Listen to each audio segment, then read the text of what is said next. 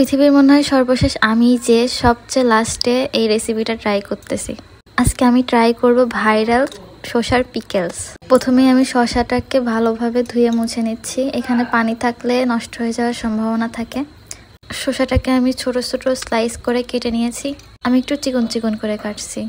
একটা কাঁচের জারে আমি সবগুলা শসার স্লাইসগুলা দিয়ে দিলাম।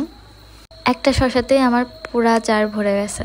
আমার লাগানো গাছ থেকে 4-5টা মরিচ তুলে নিলাম। এই মরিচগুলোতে অনেক ঝাল, আর আমি একটু ঝাল বেশি ইউজ করেছি। আমার মনে হচ্ছিল একটু ঝাল ঝাল বানাইলে হয়তো বেশি ভালো লাগবে।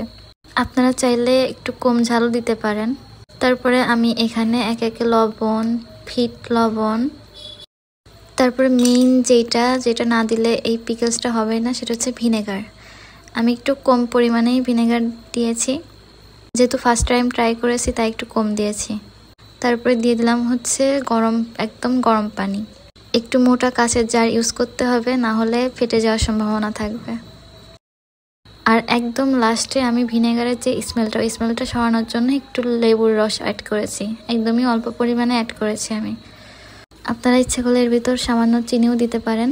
এই যে আমার পিকলস বানানো শেষ। এখন দেখা যাক কেমন হয়, বাকিটা নেক্সট ভিডিওতে জানাবো।